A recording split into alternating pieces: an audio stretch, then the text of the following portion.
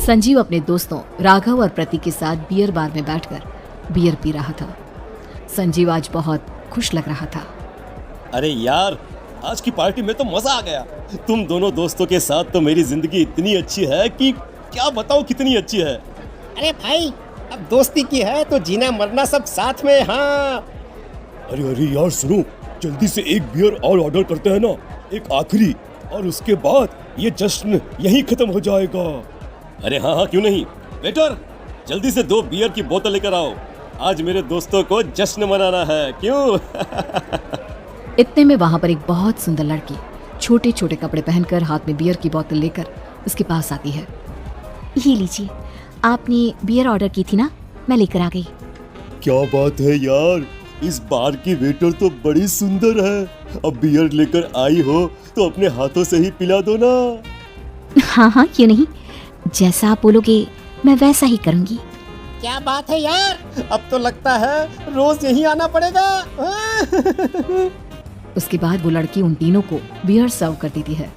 Party करने के बाद वो तीनों अपने अपने घर जाते हैं। प्रतीक संजीव और राघव को उनके घर छोड़कर जैसे ही अकेला अपनी कार में आकर बैठता है तो अचानक उसे एहसास होता है जैसे उसकी कार की पीछे वाली सीट पर कोई बैठा हुआ है।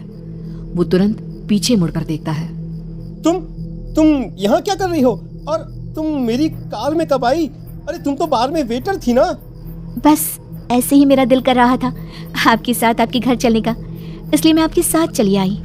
अरे लेकिन तुम मेरी कार में आई कब? अभी कुछ देर पहले तो यहाँ पर मेरे दोस्त बैठे हुए थे। प्रतीक के इतना बोलते ही उस लड़की का चेहरा खतरनाक तरीके से बदल जाता है। उसकी आंखें पत्थर की तरह सफेद और पूरे शरीर पर नीली नीली नसें उभर आती है।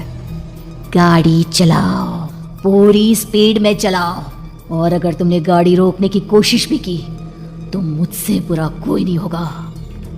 डर की वजह से प्रतीक के पसीने छूटने लगते हैं। उसका शरीर बुरी तरह से कांप रहा था। प्रतीक बिना कुछ सोचे समझे कार को फुल स्पीड से चलाना शुरू करता है। चलते चलते वो शहर से दूर एक पहाड़ी पर पहुंच जाता है और सामने अब सिर्फ पहाड़ी का किनारा दिख रहा है, जिसे देख प्रतीक घबराकर अचानक से कार को ब्रेक लगाता है। देखो, मुझे छोड़ दो मुझे। अगर मैंने गाड़ी जरा सी भी आगे बढ़ाई तो हम दोनों नीचे गिरकर मर जाएंगे। ये तो तुम्हें पहले सोचना चाहिए था ना। अब कुछ नहीं हो सकता।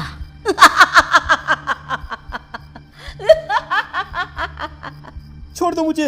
नहीं प्लीज मुझे छोड़ दो। प्लीज मुझे जाने दो। छोड़ दो मुझे। गाड़ी आगे बढ़ाओ। और तभी अचानक से बिना प्रतीक के स्टार्ट किए उनकी कार आगे बढ़ती है और गहरी खाई में गिर जाती है। उसकी चीखने की आवाज एक चारों तरफ सुनाई देती है।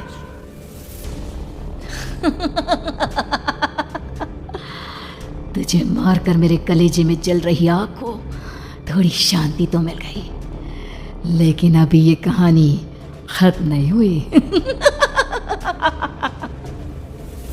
और फिर अगले दिन राघव और संजीव को पता चलता है कि प्रतीक की पहाड़ी से नीचे गिरकर मौत हो गई। अरे कल रात की तो बात है यार, हम सब बैठकर पार्टी कर रहे थे, लेकिन मेरी एक बात समझ में नहीं आ रही। राघव शहर से इतना बाहर उस पहाड़ी पर इतनी रात को क्या करने गया था? अरे यार, वही सोचकर तो मैं भी परेशान हूँ। हम दोनों को छोड़ने के बाद तो वो सीधा अपने घर जाने वाला था, और वो आत्महत्या क्यों करेगा भाई? कल रात तक वो कितना खुश था, हमारे साथ सेलिब्रेट कर रहा था।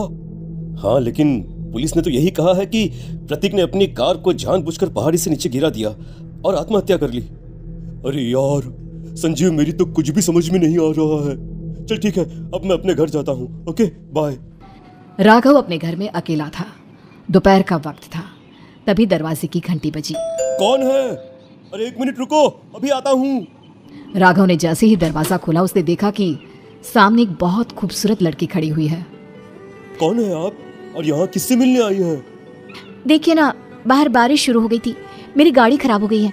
आपका घर नजर आया तो सोचा कुछ हेल्प ले लेती हूँ। क्यों नहीं, आइए ना, आइए। मेरे कपड़े पूरे भीग चुके हैं, क्या आपके पास टॉवल मिलेगा प्लीज? राघव अपने बाथरूम से एक टॉवल लाकर उस लड़की को देता है। थैंक यू सो मच, अब मैं चलती हूँ। अरे इतनी क्या जल्दी है? आप चाहे तो बारिश रुकने तक यहाँ पर रुक सकती हैं। हाँ। लड़की ने पलटकर राघव की तरफ देखा। नहीं, मुझे जाना होगा, मेरा काम बाकी है। और वो वहां से चली गई। उस लड़की के जाने के बाद राघव अपने बाथरूम में नहाने के लिए गया और जैसे ही उसने बाथरूम में देखा तो उसका टॉवेल वहीं पर लटका हुआ था।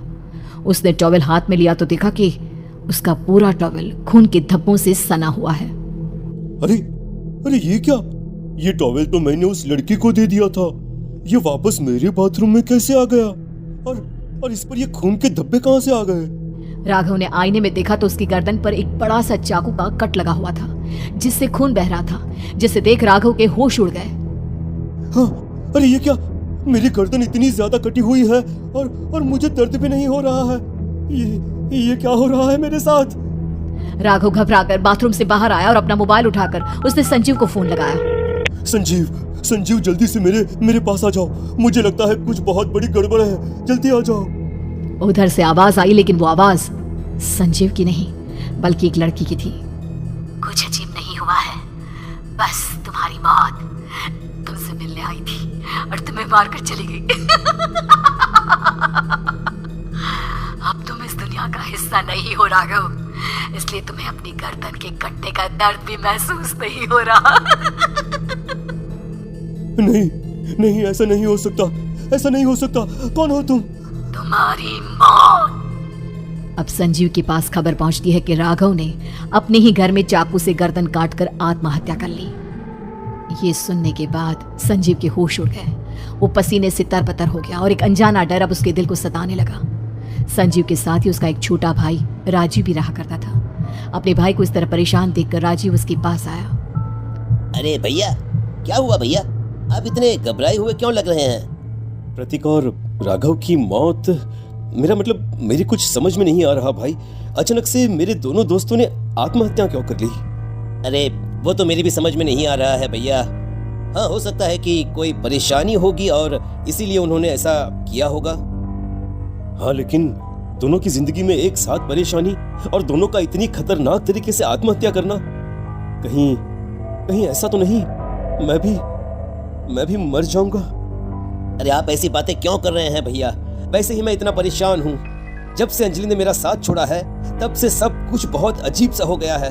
रोज रात को डरावने सपने आते हैं। ऐसा लगता है जैसे अंजलि बार बार मेरे सपनों में आकर मुझे डराने की कोशिश करती है। अंजलि का नाम सुनते ही संजीव की आंखें फट गई और उसके गले में आवाज अटक गई। उसके चेहरे पर घबराहट साफ नजर आ रही थी। कौन थी वो लड़की जिसने प्रतीक और राघव को आत्महत्या की आड़ में मौत के घाट उतार दिया? और कौन थी अंजलि जो बार बार राजीव के सपनों में आकर उसे डरा रही थी? अंजलि का नाम सुनकर संजीव इतना घबरा क्यों गया? इन सवालों के जवाब जानने के लिए देखिए इस खतरनाक कहानी का अगला भाग।